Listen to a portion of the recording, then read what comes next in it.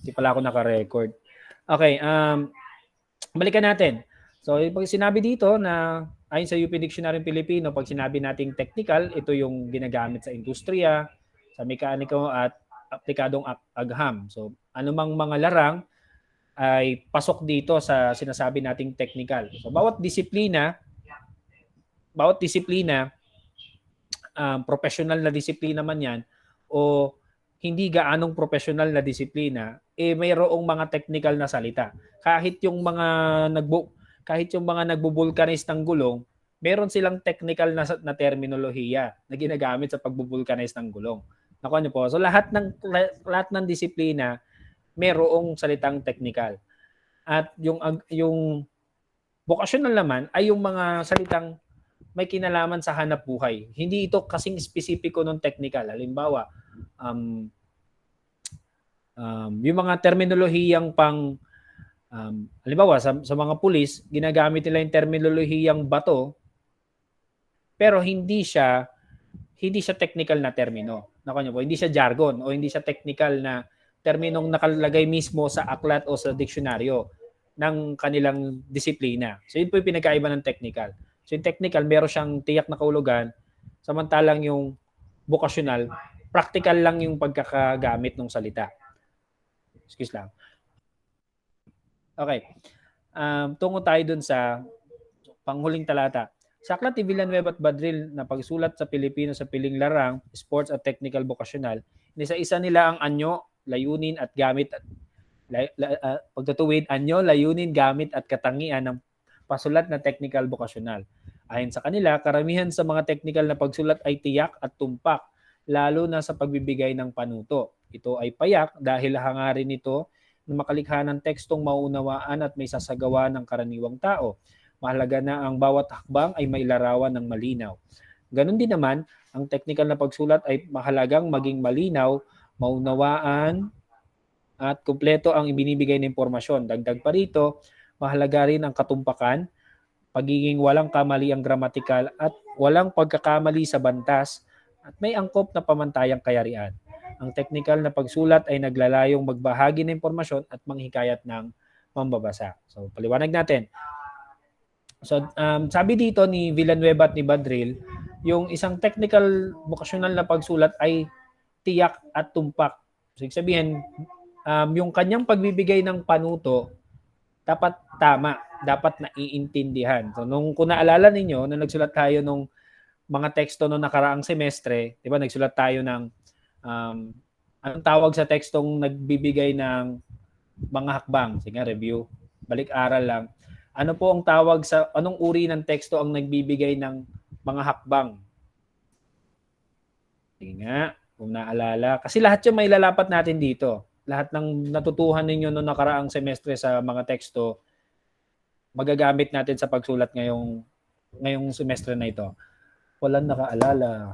Anong tawag po doon sa uri ng teksto na naglalahad ng mga hakbang sa pagsasagawa ng isang bagay? Nagsisimula sa letter P, R, O, wala pa din, S. Okay, so tama si Nicole. Oh? Procedural. Sabi din ni Fernandez, procedure. So procedure ang tawag doon sa hakbang. At yung procedural ay yung tekstong naglalahad ng mga hakbang. So yung isang halimbawa, yung procedural ay yung tekstong procedural maaaring maging bahagi ng isang tekstong ng isang technical vocational na pagsulat. So, kasi ang technical vocational na pagsulat ay malinaw na naglalahad ng mga panuto. Payak, ibig sabihin ng payak, dapat simple lang. Dapat hindi masyadong mahihirap yung mga ginagamit na salita, hindi dapat masyadong komplikado yung paggamit hindi masyadong mahaba yung mga pangusap kasi nakakalito yon pag lalo na kung babasahin to ng karaniwang tao. So hindi dapat masyadong mga highfalutin o mga hinuha pa sa baol ng mga lolo't lola natin yung salita. Kundi kung ano yung practical at mas ginagamit ng karaniwang tao na magbabasa ng aklat o ng teksto na sinusulat natin. At kasi nagsusulat tayo nung junior high school, pag nagsulat kayo, palaliman kayo sa tula, di ba? palumaan ng salitang kinuha sa mga baol, 'di ba? Pagandahan ng mga tayutay. So dito hindi natin pwedeng lapatan ng masyadong ganon. Kasi dapat dito ano lang, payak, simple. Mahalaga na ang bawat hakbang ay mailarawan ng malinaw. Kaya hindi naman mahalaga ang malinaw, naunawaan at kumpletong binibigay na impormasyon. So dapat kumpleto siya at may kinalaman. Dapat lahat ng ating inilalagay ay galing sa pananaliksik. So mamaya pag-uusapan natin yon. Mahalaga rin yung katumpakan, lalo na sa gramatika. Sa obserbasyon ko noong nakarang semestre, sa aking pagbabasa-basa, marami naman sa inyo ang kahit paano, excuse lang, marami naman sa inyo kahit paano sapat yung kasanayan sa paggamit ng bantas. Kumbaga marunong gumamit ng tuldok, kuwit, pero meron pa rin na nakakalungkot to na meron pa rin ilan na hindi pa masyadong sanay gumamit ng bantas. Meron ako nabasa na isang buong teksto, isa lang yung tuldok. Ang ginawa kong wrapper. Kasi pag binasa mo yun, sa dulo ka lang hihinga, di ba? Kasi nandun lang yung period, walang kama, walang period, nasa dulo lang. So nakakalungkot yun kasi siyempre, senior high school na po tayo. Dapat maayos natin yun. Kasi mahalaga yun sa isang technical vocational na pagsulat na dapat tama yung gramatika niya. Kasi makaka-apekto yun sa magiging impresyon ng mambabasa. Ay, dito mapagkakatiwalaan. Fake news yan o hindi totoo yan. Tingnan mo, mali nga yung mga bantas, mali yung grammar, mali yung paggamit ng salita. So yun, maging sa paggamit ng salita, mahalagang tama po tayo. Maging sa spelling. Kasi alam nyo naman, ang lipunan natin, sinusukat yung talino natin minsan sa spelling. Kahit sabihin natin with honors ka, pag nagkamali ka ng spelling, nakakahiya ka, with honors ka pa naman. So ganun din dito, na dapat maingat po tayo. Diba? Dapat lagi tayong maingat. Dito papasok yung proofreading o yung muling pagsasaayos o pagre-revisa ng inyong mga gawa. Kasi sa obserbasyon ko, sa 8 taong pagtuturo ko, laging ang nagiging senaryo ng estudyante, pinapasa niya yung kanyang gawa, mainit-init pa. Sabihin na mainit-init pa. Pagkatapos isulat, pasa. Hindi na niya binabalik ang basahin pa o i-check man lang kung meron siyang maling spelling, maling bantas at iba pa. So dito, hindi natin pwedeng gawin yon. O lalo na pag nandun na kayo sa profesyon ninyo, pag kayo nagtatrabaho na, hindi nyo pwedeng gawin na painit-init pa ipapasa nyo diretso sa boss ninyo. So dapat, bago nyo ipasa sa boss nyo, kailangan wala na siyang mali. Kailangan na proofread nyo na siya. So, ang technical na pagsulat ay naglalayong magbahagi ng impormasyon. So anong tawag po sa tekstong naglalayong magbahagi ng impormasyon? Review. Anong tawag sa tekstong naglalayong magbahagi ng impormasyon? Informative. Okay, tama si Roden.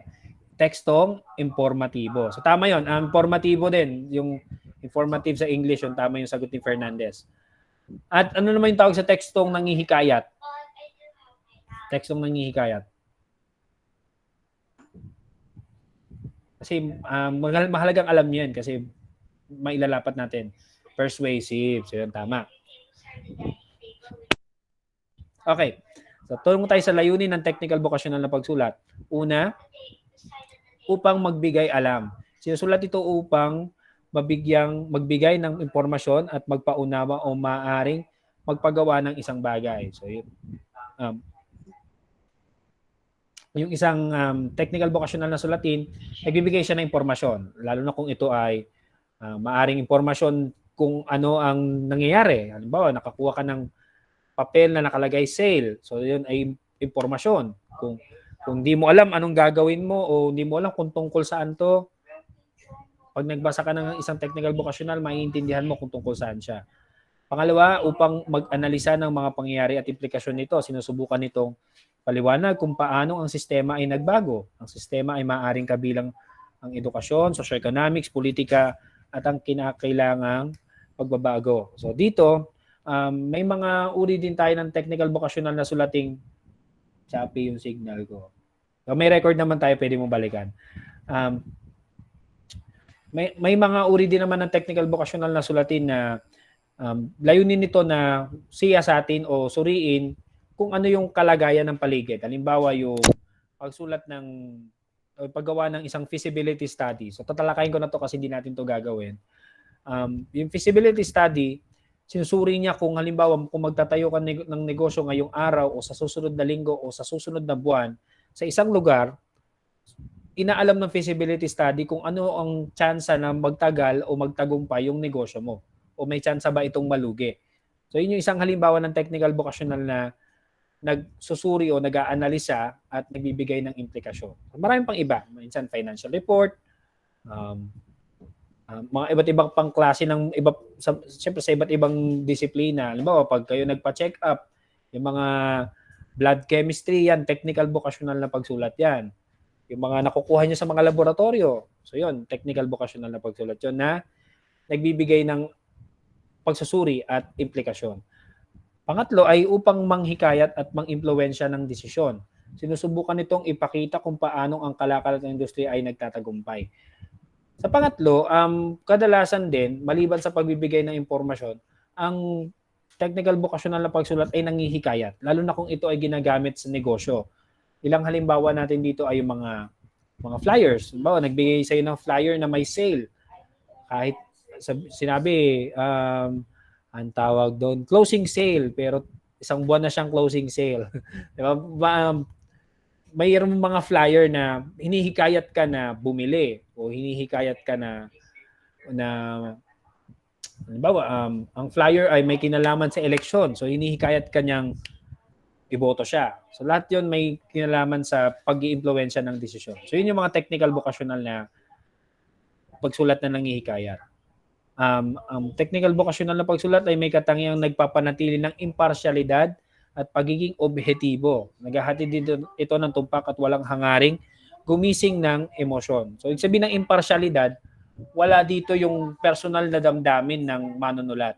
So, kahit halimbawa, kung ito ay tungkol sa negosyo, hindi mo makikita yung damdamin ng manunulat na ng gumawa nito na siya ba'y galit, masaya, malungkot. So, walang ganong emosyon. At pag sinabi nating objektibo, wala itong personal na opinion ng gumawa. So, objective o pangkalahatan yung kanyang mga nilalahad. So, naghahatid din ito ng tumpak at walang hangaring gumising ng emosyon. So, madalas kasi pag nagbabasa tayo ng kwento, di ba? Pag nagsulat tayo ng kwento, ang tanong sa kwento madalas, anong emosyon ang nangingibabaw sa kwento? Pag nagbasa tayo ng tula, anong damdamin ang nangingibabaw sa tula? Ano ang nais ng manunulat na matutuhan natin bilang mambabasa? Diba yung mga ganong tanong tayo nung junior high school. Pero dito sa technical vocational na pagsulat, walang ganong klase ng tanong. Kasi lahat ng technical vocational na pagsulat, walang hangaring na may kinalaman sa emosyon. Wala dapat pagsusulong ng emosyon ng gumawa. Kasi kung ganon, hindi na siya papasok sa layunin ng technical vocational na pagsulat.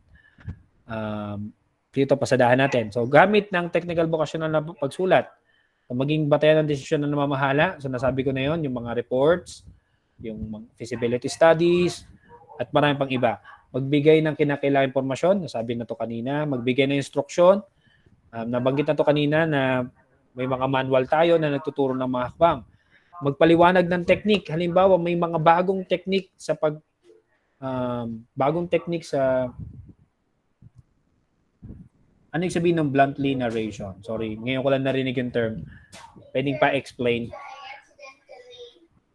Okay, pakipaliwanag ng konti ano yung bluntly narration para baka may matutuhan akong bago. Straight to point lang po, without lang ang parang... okay, blunt kasi kumbaga tapatan, blunt, okay. So, straight to the point, pero mahalaga pa din yung tamang pagpili ng salita. Kumbaga retorika o bulaklak. Mahalaga yung mabulaklak o tamang pagpili ng salita, pero hindi dapat malalim at hindi dapat masyadong emotional. No, hindi dapat makita yung damdamin ng nagsusulat. So, medyo malapit to sa sinabi niya. Kasi minsan pag bluntly, minsan makikita mo din yung emotion, lalo pag blunt na tapatan. So yan, tuloy tayo. Magpaliwanag ng technique. Minsan may mga bagong paraan, halimbawa, bagong paraan sa paggawa ng ganitong bagay. So yun, technical vocational na pagsulat yon. O mga bagong hakbang sa mga bagong technique sa pagda-download ng ganitong software. Ayun. Technical vocational na pagsulat yon. So mag-ulat ng natamo o achievement. Ito naman, medyo may maliit na pagitan to sa talambuhay. Kaya lang yung talambuhay kasi, hindi siya technical vocational na pagsulat. Nagiging bahagi lang siya siguro ng technical vocational na pagsulat kapag ang inilalahad ng nagsusulat ng achievement o natamo ay may kinalaman doon sa natamo niyang may kaugnay doon sa disiplina.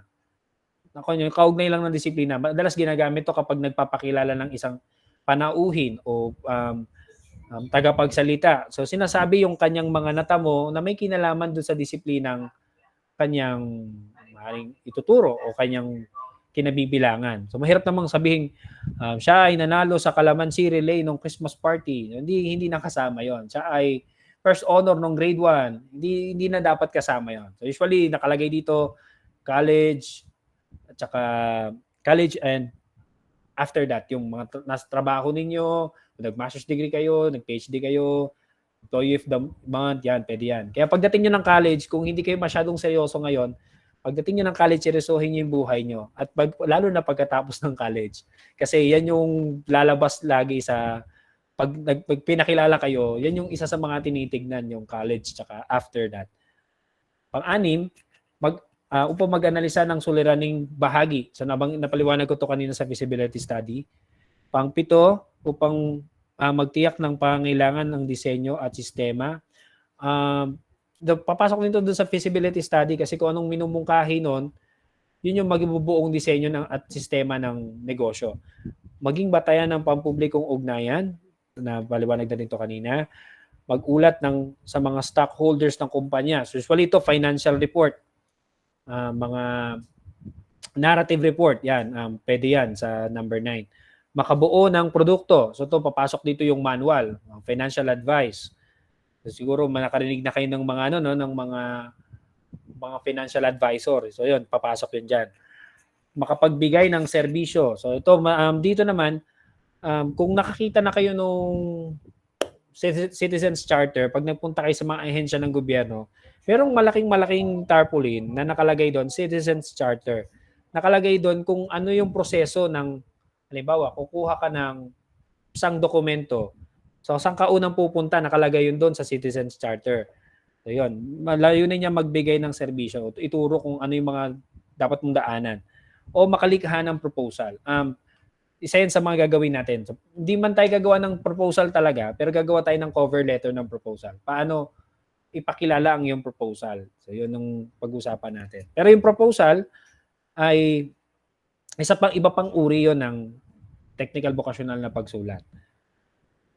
Tignan natin kung dapat pa natin ito pag-usapan. Ito, 1 to 4, hindi na kasi nabanggit ko na yan kanina. So dito lang tayo sa number 5, gumagamit ng technical na bokabularyo maliban pa sa mga talahan na yan, graph at mga bilang upang matiyak at masuportahan ng talakay textual. So dito sa paggawa natin ngayong semestre, mahalaga po yung technical na bokabularyo. Siguro medyo mahirapan lang dito kung galing kayong, transfer kayo ngayong semestre, siguro yun yung isa sa mga una yung pag-aaralan. Ano yung mga bokabularyo o mga salitang nakarehistro sa mga pinili ninyong major kasi may kinalaman dyan yung susulat natin. Mahalagang, at sa iba, siguradong alam nyo na yan kasi nakaisang taon na yung iba sa inyo sa animation or sa comprom.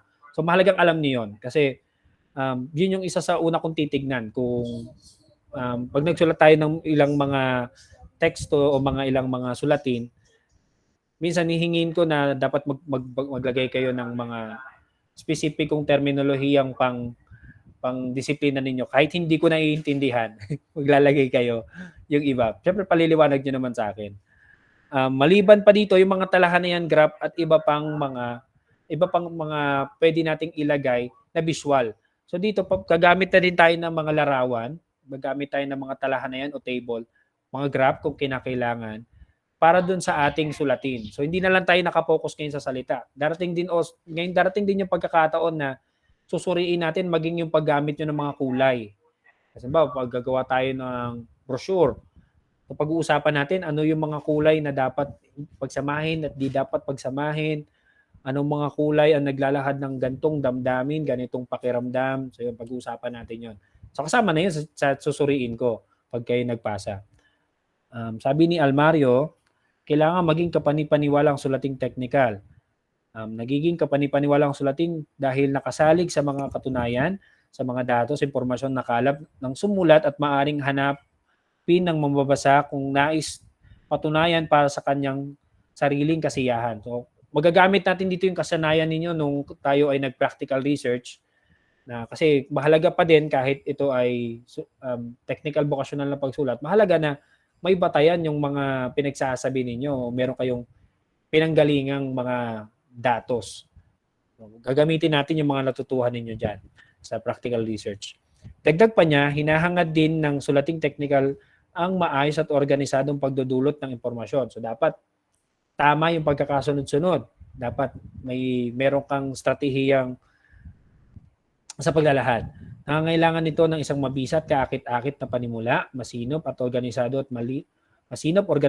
at malinaw na daloy na kaisipan sa pinakakatawan at isang matindi at angkop na wakas para sa mga sulating technical gaya lamang ng lathalain, balita, editorial at column. So ibang kaso 'yon kasi yung mga nasa dyaryo iba yung format ng kanilang ng pagsulat. Pabaliktad sila. Pabaliktad. Pinakamahalaga hindi masyadong mahalaga tapos hindi ganong mahalaga. Yung ganun yung format nila, pa-triangle. So sa atin iba. Madalas ganun yung format natin, straight. Straight. Kasi dapat kung ano yung naka-compartmentalize yung mga pagtalakay natin minsan. Halimbawa, mga bahagi, mga hakbang. So, hindi siya katulad ng pagsulat nyo na pag nagsulat kayo ng sanaysay, dapat maganda yung maganda yung panimula, tapos paliit ng paliit. So, hindi ganun yung susulat nating technical vocational. So, usually, ganyan siya. Straight lang. Straight. Ganon din, may mabisang paglalahad, masinop na saliksik, at paglinaw ng kamultang scientifico. So dapat scientific pa din o nakabatay sa saliksik. Taimtim na ipapahalaga sa kultura ng saliksik na banggit na. Sa ganito, gaya ng ibang mga sulatin, ang sulating technical vocational ay nangangailangan rin ng masinop na pag-unawa sa kaparaanan ng paggawa. So yan, hindi natin to tatalakay itong sumunod kasi nasabi ko na yan.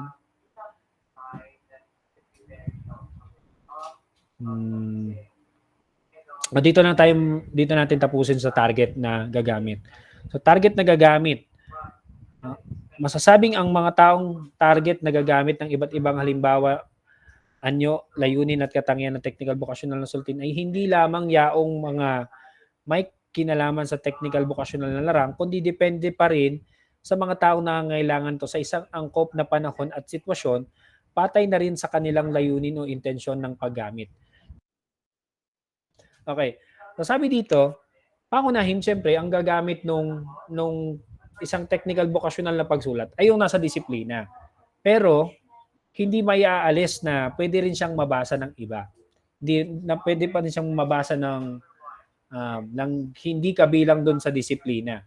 Kaya dapat may kaalaman yung mambabasa kung paano maiaangkop o mabubuksan yung pagkakataon para din doon sa mga hindi kabilang sa disiplina. Pag nagsulat tayo ng manual, isa sa madalas kong sinasabi sa manual, pag nagsusulat kami ng manual ng mga nakaraang taon, madalas kong sinasabi na dapat yung manual, maiintindihan siya kahit yung taong hindi marunong talaga. Halimbawa, hindi ako marunong mag-computer. Sabi, sir, yung mga bibili naman ng computer, marunong na yan. Dapat pag gagawa ka ng manual, iisipin mo, merong taong bibili ng computer pero hindi niya alam paano gamitin yon. So, ganun ka dapat pag-isip pag nagsulat. Yung parang tipong, para ka nagtuturo ng bata. Parang halos ganun na. Pero hindi naman parang bata talaga yung tuturo mo. Kundi, isipin mo lang, kung ikaw halimbawa, walang alam, anong unang dapat mong malaman? Layman's term, yon. Pinakakaraniwang mga terminong ginagamit, yan, mga layman's term, o dapat yung paraan ng paglalahad mo, ay hindi dapat yung pang-expert agad. Kasi isipin mo, meron pa rin meron pa ring hindi marunong. Isipin niyo na lang yung cellphone, bakit may manual pa yan kung halos lahat naman ngayon marunong na mag-cellphone, 'di ba? Kasi pinagpapalagay pa rin nung gumawa ng cellphone na merong hindi marunong. At saka pangalawa, for compliance. Kasi siyempre, part yun ng requirement eh. Pero sa maniwalat kayo sa hindi, o aminin nyo man o hindi, pag bumili kayo ng cellphone, hindi nyo na binabasa yung manual. Bihirang-bihira nyo. Siguro pag wala kayong magawa, babasahin nyo lang yon. O kaya pag may naging problema na, tsaka nyo siya babasahin. So, yun po yung pagpapakilala natin sa technical vocational na pagsulat. So, para po sa ating sasagutin, ako po minsan yon. Mabuti yung basahin nyo yung mga manual. Ako minsan gusto ako magbasa ng manual kasi may mga natututunan naman ako doon kahit papaano. So, wait lang titignan ko lang yung sasagutin natin. Okay, ang sasagutin po natin ay pag-unawa sa binasa, 1 to 5. 1, 2, 3, 4, 5. Tapos, pagyamanin. Okay, sa pagyamanin po, so sasabihin niyo lang dito, ano po ito po yung mga technical vocational na pagsulat o mga sulatin.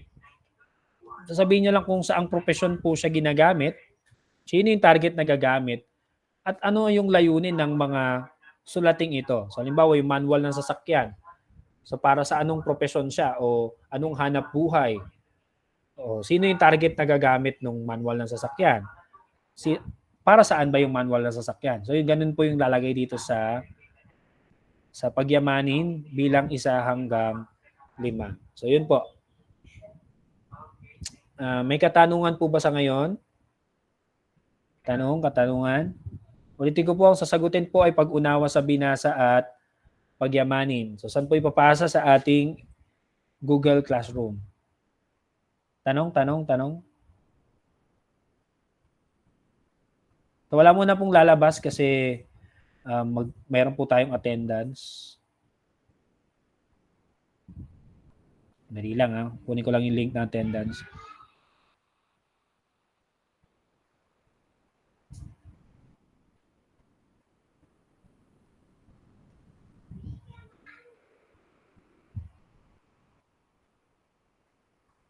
So, yan po. Ipopost ko na rin ulit itong link na ito para po dun sa mga hindi pa nagsasagot ng survey para tungkol sa vaccine. Magsagot na po kayo, please.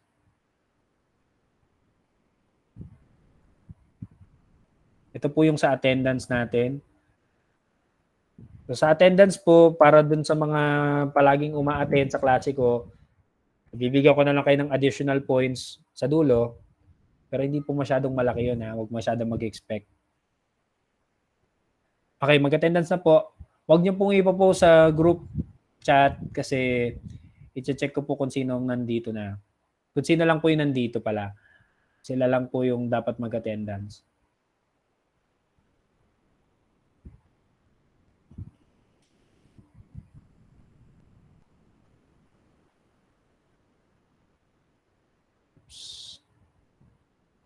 Napag-attendance na ba? So, wala pang nag-attendance. Nabuksan ko na po. Sorry, nakasara kanina. Hindi pa din ba nakabukas? Binuksan ko na. Okay, si Fernandez pa lang.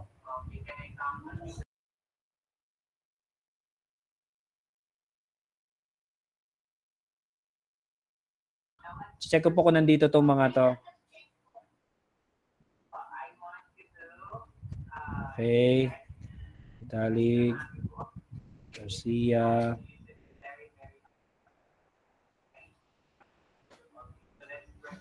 Hermos, Antal, Hermos, wait lang Dart timers lang. Ayan.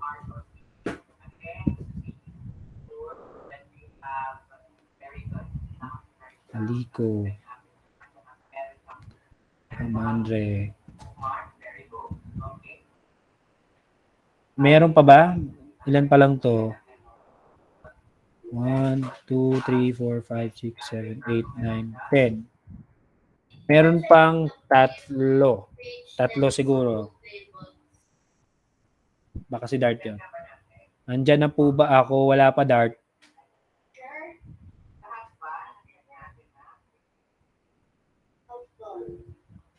Dart, wala ka pa sa attendance, Dart. Nakasubmit na. Ayun, okay. Nandito ka na pala. Sorry. Nandito pala. Sorry naman. Sorry. O, comma.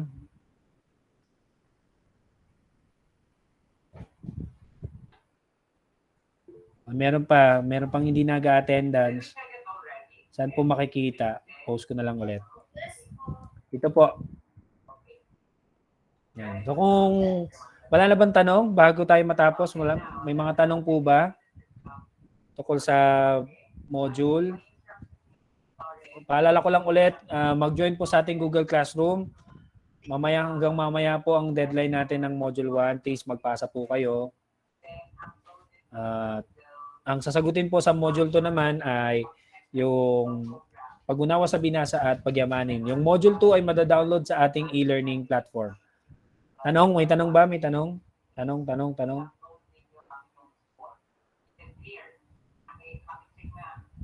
Okay, okay na.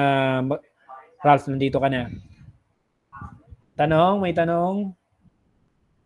Hello? Malilate lang po ng submit. So, sikapin niyo po na makaabot sa deadline kasi dalawa lang naman yung ating pinapasagot. So, yun. Kung wala na pong tanong, paalala lang din ulit, kailangan ko po ng copy ng inyong birth certificate para po sa ilang pag-check na rin ng inyong mga documents. Okay? So, wala na Sir, pong tanong. sa lahat ba po yung birth certificate, yung mga di malinaw na image ba? Wala pa akong copy ng birth certificate kasi walang pala kayong pinasang birth certificate ng enrollment. So no pressure naman kung wala pa kayo ngayon, so yun, pag nagkaroon na lang. Pero yung meron na, ipasa na lang agad. Sir, nung last time po nag-register po, sinama ko po yung picture ko doon. Di ko lang sure kung nakikita ba o hindi na picture doon. Basta alam ko na kasama yun eh. Kaya naghirapan ako maghanap doon eh. Tapos natatagalan pa ako na mag-submit ng enrollment. Nung enrollment, picture yung pinasa mo. Picture Opo. ng birth certificate. Opo, kasama po yung PSA po. Sige, check ko sa check ko. Sige. By email, magpo-post po ako ng link para sama-sama na doon. Okay, may tanong pa po ba sa module? Baka may tanong kayo or iba pang bagay bago tayo matapos. Okay. Hindi ko pala napatay yung record. So yun. Kung wala na, maraming salamat po.